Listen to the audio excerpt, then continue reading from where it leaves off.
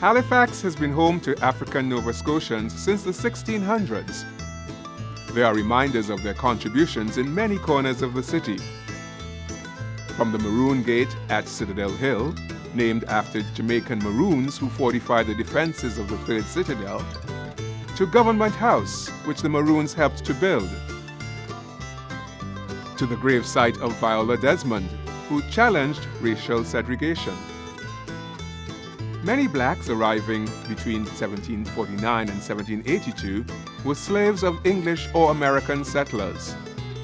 They were sold at auction in Halifax, and the newspapers' advertisements for the return of runaway slaves were common.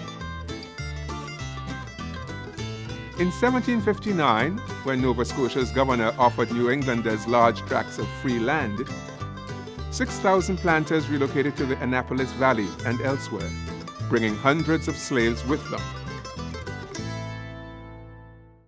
A common belief at that time was that blacks were meant to be slaves, and these negative attitudes were exposed following the large influx of Loyalist refugees in the 1780s. A few African Nova Scotians were able to gain their freedom. Over half of them lived in Halifax.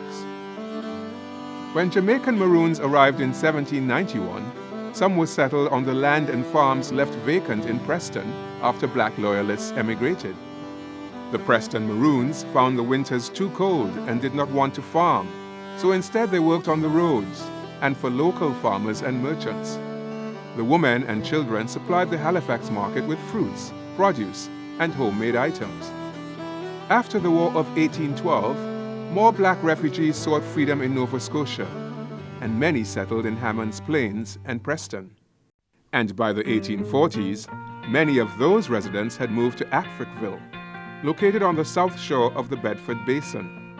Although geographically a part of the city of Halifax, Africville was always a separate, close-knit community with a large black Nova Scotian population. It was divided by railway tracks and encroached upon by factories, sewage disposal pits, slaughterhouses, and other non-residential development. The city did not extend water, sewer, and other municipal services to the community. They claimed that Africville was earmarked for future industrial development. Finally, in October 1962, the city voted to raze Africville and relocate its residents elsewhere in Halifax, including public housing developments like Mulgrave Park and Uniacke Square. The former Africville is now part of Seaview Memorial Park, named in memory of the Seaview African United Baptist Church. Gentrification has changed the skyline and the communities in Halifax, but for Black Canadians, the region maintains an important connection to freedom.